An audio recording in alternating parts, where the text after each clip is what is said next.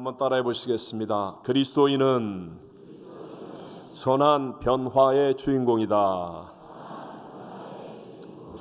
이 세상을 살면서 변화를 피할 수 있는 사람은 아무도 없습니다.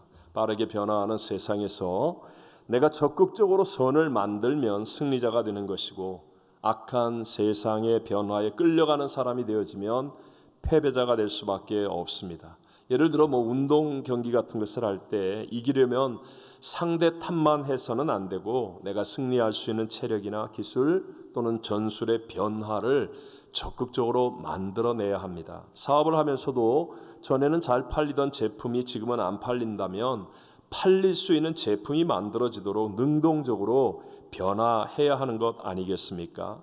하나님은 이 세상에서 저와 여러분이 그리스도 예수 안에서 새로운 변화를 적극적으로 이루며 승리하는 삶을 살기를 원하십니다. 우리 함께 고린도후서 5장 17절을 읽어봅니다.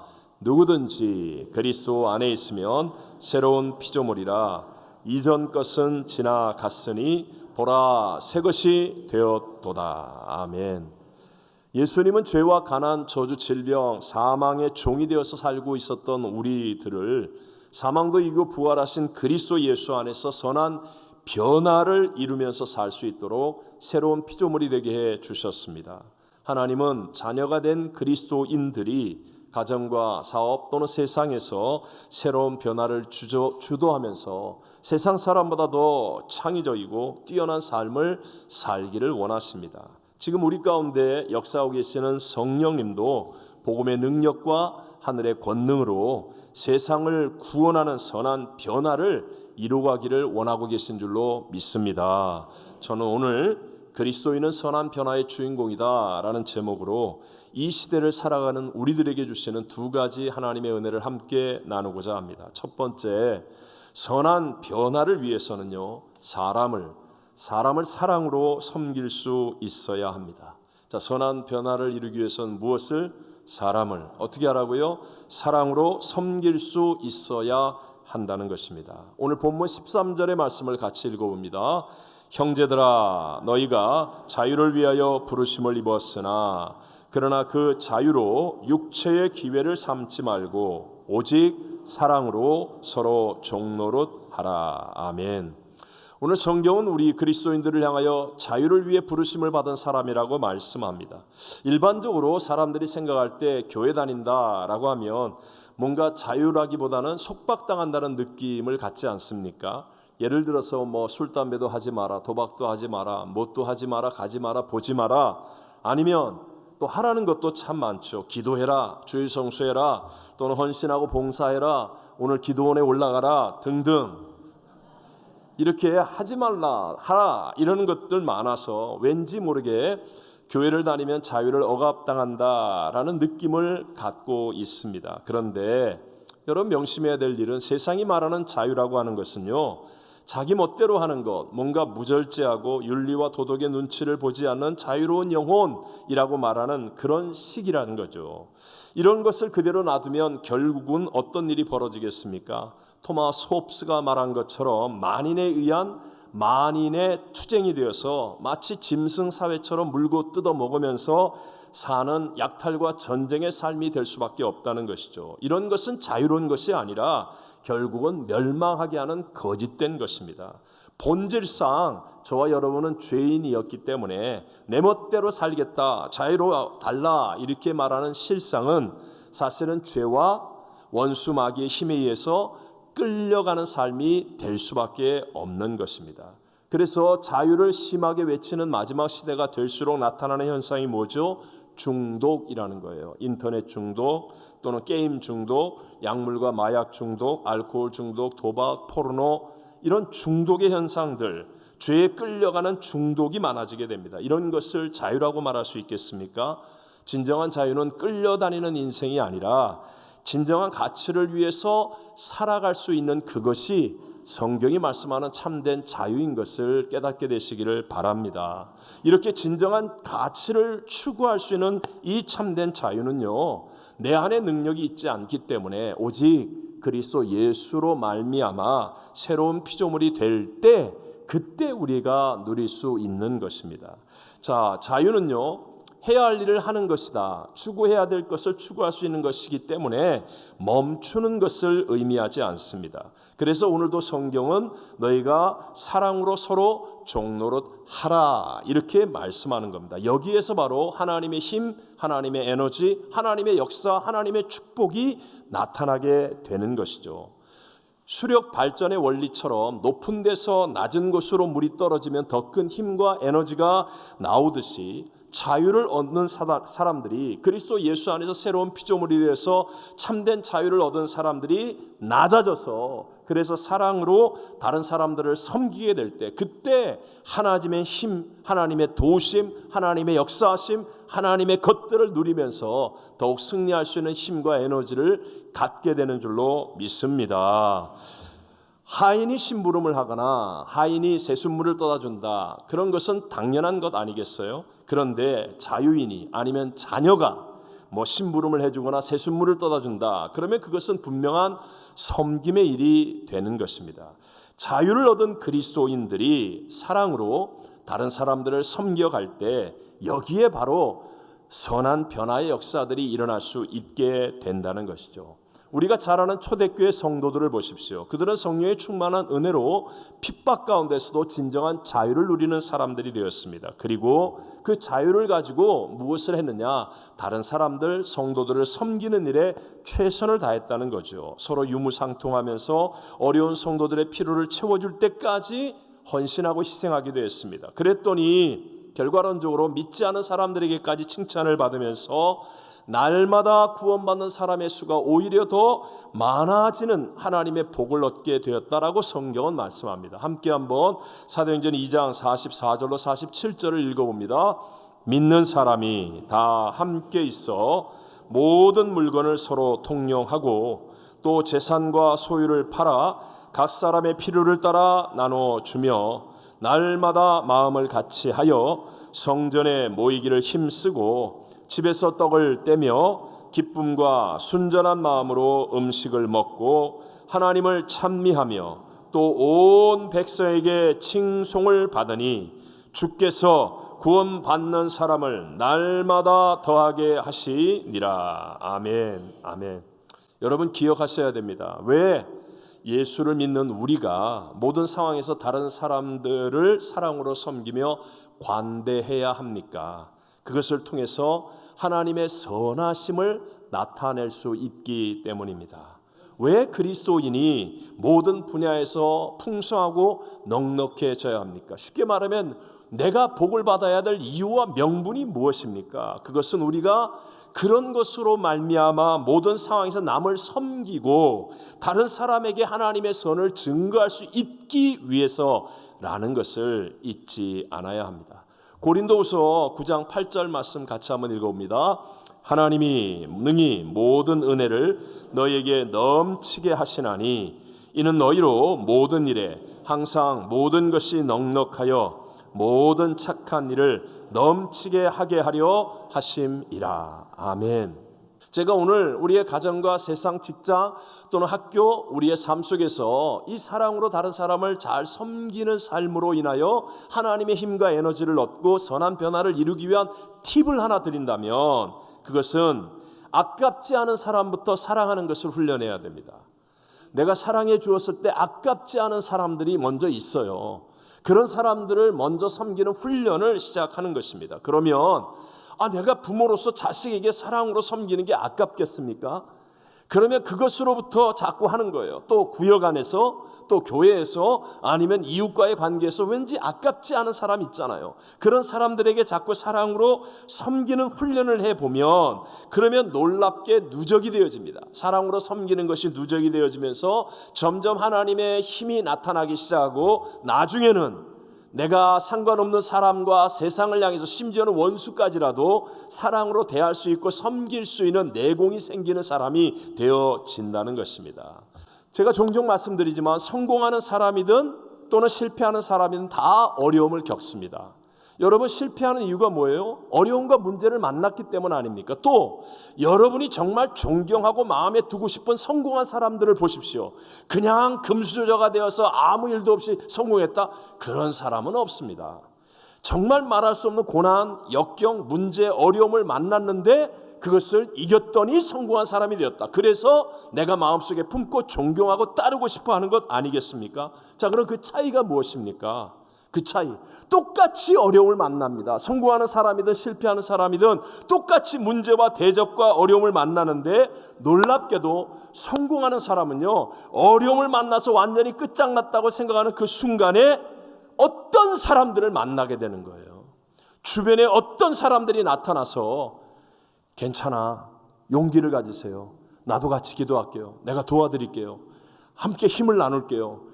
기가 막히게 하나님의 어떤 사람, 어떤 사건들이 일어나는 거예요. 그래서 그것을 극복할 수 있게 만들어 주시는 역사가 일어나서 결국은 그 사람은 똑같은 어려움을 만나는데 실패하는 자리에 있지 않고 성공하는 자리에 가게 되는 거예요. 왜 그런 일이 일어납니까?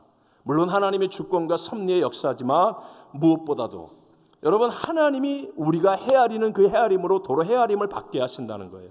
사람이 좋은 사람을 만나 한마디를 들어도 사는데 한번 생각해 보십시오. 우리 하나님은 문제보다, 하나님은 대적보다, 하나님은 불경기보다, 그 하나님은 실수가 없으신데 그 하나님이 나를 헤아려 주시면 여러분, 어려움을 이겨요, 못 이겨요? 이긴다는 거예요. 지금 평안할 때, 지금 은혜가 있을 때, 지금 힘이 있을 때 내가 다른 사람을 사랑으로 섬기는 이 아름다운 헌신을 통하여 선한 변화를 만들어내면, 그러면 실수가 없으신 하나님이 내가 헤아리는 그 헤아림으로 나를 헤아려 주시는 복과 승리를 누리게 될 줄로 믿습니다. 두 번째로요, 선한 변화를 위해서는 방해하는 것들을 이기고 행해야 한다. 너무 원론적인 얘기죠? 맞습니다. 선한 변화를 이루기 위해서는 어떤 것을 이겨야 돼요? 방해하는 것들. 그리고 어떻게 해야 돼요? 행해야 된다. 방해하는 것들을 이기고 행해야 한다. 여러분, 세상은 정사와 권세를 원수마귀가 잡고 있기 때문에 선을 행하면 행할수록 방해가 많습니다. 내가 잘하려고 하는데 태클이 들어오고 시험이 다가오고 이상한 말이 들려오고 나를 힘들게 하는 일들이 생길 수밖에 없는 거예요. 아담과 하와는 최고의 환경인 에덴 동산에 있었잖아요. 그런데도 불구하고 이 방해를 못 이기니까 실패자가 되고 맙니다. 원수마귀가 다가와서 그의 마음속에 스스로 하나님처럼 되려가는 교만함을 일으켜서 하나님이 먹으면 죽으리라 하신 말씀을 따먹고 말씀을 불순종하게, 그 선악을 알게 하는 열매를 따먹고 말씀을 불순종하게 만들지요. 그 방해를 못 이기니까 결국은 생명이 사망으로, 축복이 저주로, 사랑이 미움과 다툼으로, 기쁨이 불안과 염려로 바뀌어져 버리고 말았습니다. 하나님은 이런 세상을 회복시키시고 선한 변화를 이루어 주시기 위해서 독생자 예수님을 이 땅에 구세주로 보내어 주셨습니다. 그리고 십자가로 죄사함의 길, 구원의 길을 여시고 난 다음 예수 그리스도의 핏값으로 이 땅에 교회를 세우셨어요. 그러면 여러분 생각해 보십시오. 우리가 당연히 서로 사랑하고 섬김으로 이렇게 할 수 있어야 될 것 같은데, 그런데 종종 교회에서도 싸웁니다. 우리 교회는 그런 일이 없으니까 여러분 이해를 잘 못하겠지만 다 세상에 그런 일이 있다는 거 아시잖아요. 그래서 오늘 본문에 바울이 뭐라고 그래? 15절에 만일 서로 물고 먹으면 피차 멸망할까 조심하라. 싸우는 일이 있다 없다? 있다라는 거예요. 있기 때문에 이렇게 되면 너네들 멸망할까 조심하라, 조심하라 라고 말하는 거예요. 왜 싸웁니까? 옛사람이 죽지 않았기 때문에. 아담과 하와가 하나님의 말씀을 불순종하고 선악을 알게 하는 열매를 따먹은 그 죄의 성품이 우리 안에 있기 때문에, 그래서 내가 스스로 하나님이 되어서 자꾸 옳다 그러다, 맞다 틀리다, 잘했다 잘못했다, 내 편이다 네 편이다, 내가 스스로 판단하고 따지고, 그러면 결말이 무엇이에요? 사망의 종이 될 수밖에 없는 거예요. 나쁜 변화가 따라오는 거예요. 예배를 드리면서도 자꾸 판단하는 사람은요, 하나님의 은혜를 누릴 수가 없습니다. 그 판단 속에서 결국은 사망의 결과로 갑니다. 근데 예배를 드리면서 다 하나님께 맡기는 거예요. 그리고 주님을 바라봅니다. 주님을 생각합니다. 예수님의 십자가와 부활을 내가 묵상합니다. 성령님을 의지합니다. 그러면 내 마음에 내 들지 않는 일이 생기고 내 생각과 다른 일이 생겨도 거기에 마음을 빼앗기지 아니하고 주님께 집중하는 만큼 내 안에 생명이 흐르게 되고 하나님의 놀라운 능력으로 우리는 회복되어지는 역사를 이루게 될 줄로 믿습니다. 일반적으로 세상에서 살아갈 때에도 불행하게 사는 사람들은 어떤 사람입니까? 이 사람 저 사람 잘못한 것만 자꾸 보이는 거예요. 그래서 늘 지적하고 비난합니다. 꼴보기 싫은 사람을 자꾸 만들어내는 거예요. 결국은 자기가 불행해지죠. 반대로 똑같은 삶을 사는데 잘 사는 사람, 행복하게 사는 사람, 감사하게 사는 사람은 선악으로 판단하지 않고 하나님 안에서 믿음으로 사는 겁니다. 억울한 일을 당할 때 그 아무개가 죽일 놈이다, 이건 누가 잘못했다 잘했다 하기 전에 먼저 하나님을 믿는 믿음의 눈을 뜨고 주님을 바라보고 주님께 기도하고 주의 성령의 도우심을 구하면서 살아가는 거예요. 그러니까 하나님이 주신 은혜가 내 안에 가득 넘쳐나게 되어서 미운 사람이 없어지고 싫은 사람이 없어져요. 결국 자기의 삶의 울타리는 좋은 사람들로 가득하고 행복한 일들로 넘쳐나는 감사의 승리자가 될 줄로 믿습니다. 우리는, 저와 여러분은 선악을 판단하는 종교인이 되고자 이 자리에 나온 것이 아니라 예수 생명을 얻는, 예수님을 영접하여 예수 생명을 모시고 사는 그리스도인이 되어야 한다는 겁니다. 자, 우리가 잘 아는 과거의 바울은 종교인이었습니다.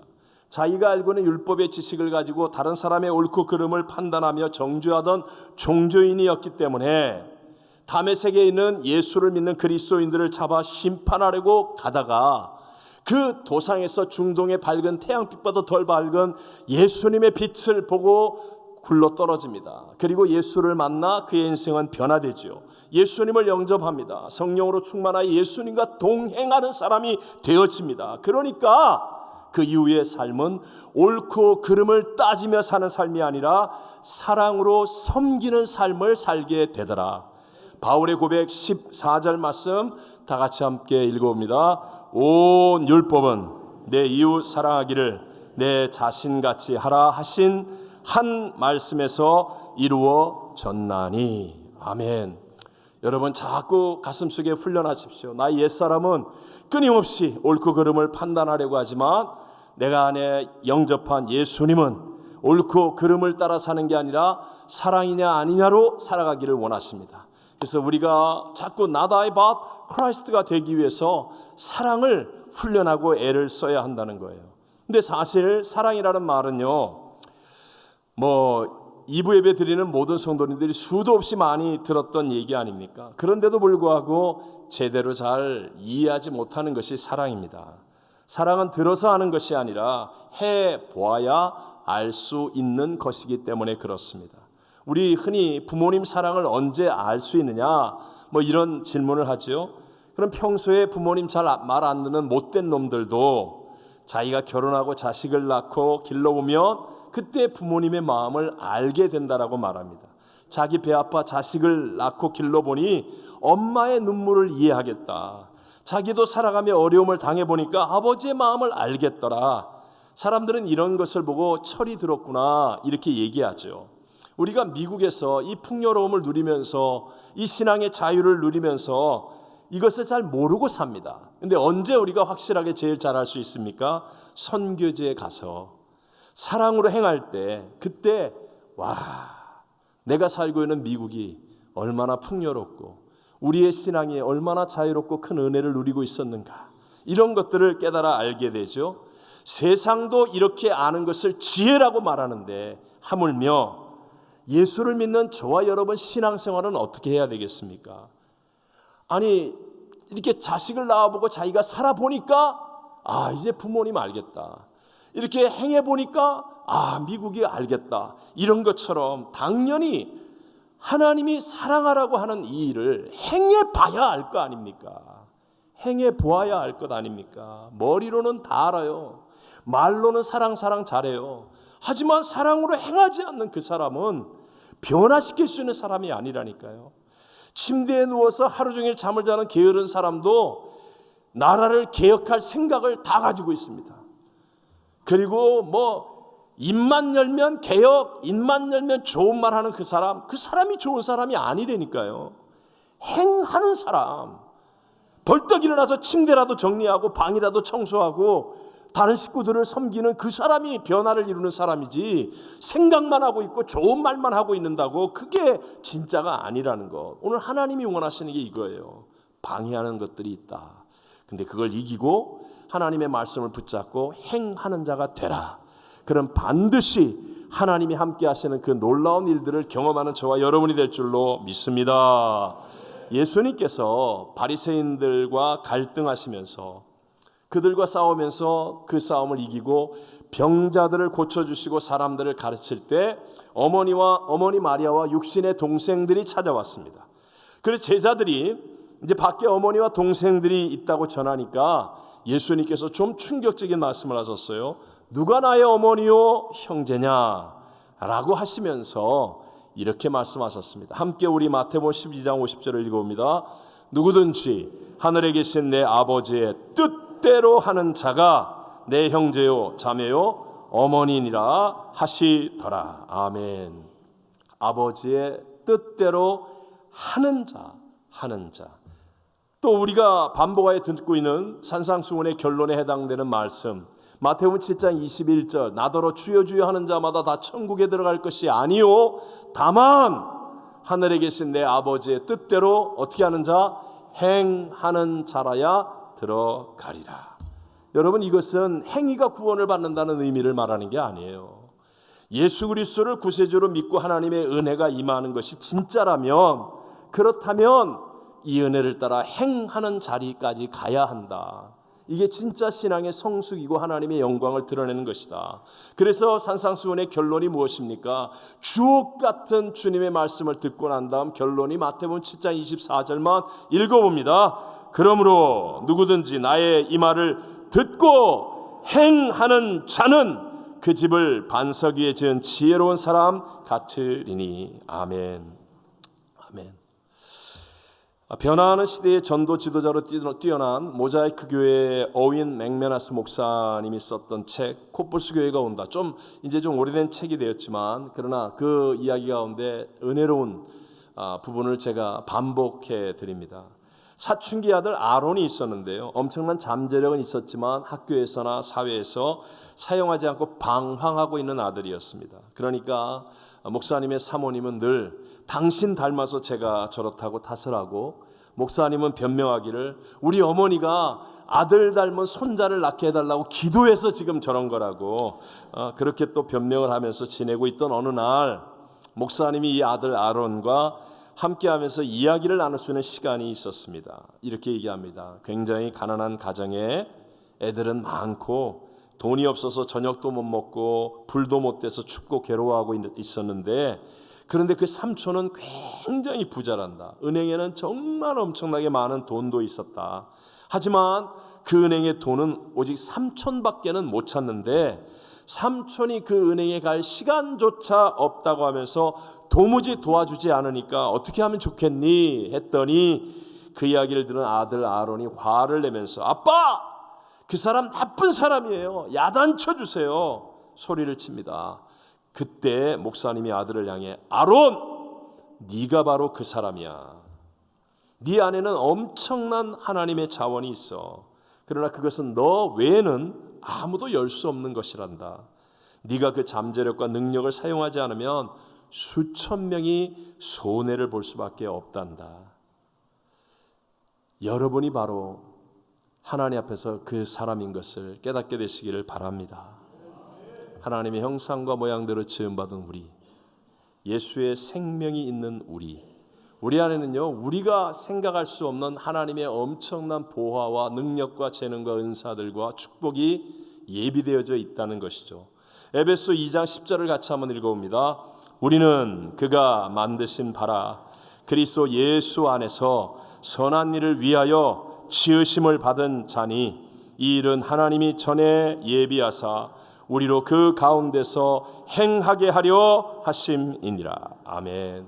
선한 일을 위하여 지으심을 받은 자예요. 우리 안에 하나님이 예비한 어마어마한 것들이 있어요. 그런데 그것은 오직 행할 때 나타날 수 있는 것이라고 말씀합니다. 저와 여러분 갖고 있는 스마트폰, 그 안에 엄청난 기능들이 있는데 사용하지 않으면 우리 모르지 않습니까? 마찬가지로 스마트폰 정도가 아니에요. 사람의 기술이나 과학으로 만들어 놓은 그 스마트폰 정도가 아니라 우주와 만물을 창조하신 하나님께서 선한 일을 위하여 지으신 우리 안에는 어마어마한 하나님의 은사와 재능과 약속과 축복과 능력이 있는데, 근데 이것을 사용하지 않으면 모른다는 것입니다. 모른다는 것입니다. 그래서 하나님은 우리에게 보혜사 성령님을 보내어 주셨습니다. 예수를 믿는 저와 여러분, 담대하라, 할 수 있다. 격려하고 위로하고 인도하시면서 함, 각오, 공인 아닙니까? 함께 하시고 가르쳐 주시고 고쳐 주시고 공급하시고 인도하시면서 우리로 하여금 행하도록 역사하시는 성령님이 우리에게 계신 거예요. 여러분, 자꾸 여러분이 하나님처럼 하나님이 되려고 하지 마시고요. 그러니까 너무 먼 훗날 일 걱정하지 마시고 지금 성령과 함께하는 사람, 그 사람이 되면요, 성령이 깨우쳐 주십니다. 성령이 인도하십니다. 그냥 그것을 순종하면, 와, 내가 이걸 감당할 수 있네. 와, 내게 이런 건강이 생겼네. 와, 내게 이런 지혜가 있었네. 와, 내게 이런 놀라운 능력이 나타나네. 그러면서요, 신앙의 기쁨과 감격과 능력 속에 승리자가 되어질 줄로 믿습니다. 성령님은 하나님이 깊은 것까지 통달하시는 하나님의 영, 예수의 영이십니다. 저와 여러분을 구원의 길로 인도하시고 진리의 길로 인도하시는 능력의 하나님이신 것을 믿으시기 바랍니다. 그러니까 내 고집, 내 의지, 내 뜻대로 행하겠다, 이게 아니라, 이건 성숙이 아닙니다. 신앙의 성숙은 성령님을 의지하고 성령이 내게 주시는 감동을 따라 성령이 주신 성령과 함께 한 걸음을 내디딜 수 있는 것. 그럴 때 하나님의 역사를 경험하며 기뻐하고 감격하고 간증하며 하나님의 크고 위대한 일들까지 가는 복을 누리는 사람들이 되어질 줄로 믿습니다. 자, 결론으로 말씀을 정리합니다. 그리스도인은 선한 변화의 주인공들입니다. 우리의 삶에서 선한 변화를 이루기 위해서는요, 사람을 사랑으로 섬길 수 있어야 합니다. 사람에게 투자하는 것, 이것은 지혜입니다. 실수가 없으신 하나님은 지금 내가 헤아리는 그 헤아림으로 내가 도로 헤아림을 받게 해 주시는 분이십니다. 또한 선한 일을, 변화를 위해서는요, 방해하는 것들, 옳다 그르다로 선악을 판단하려고 하는 이 옛사람을 이겨내야 합니다. 그리스도 안에서의 참된 자유는요, 옳다 그르다가 아니라 사랑하느냐 사랑하지 않느냐, 이것을 물어보는 거예요.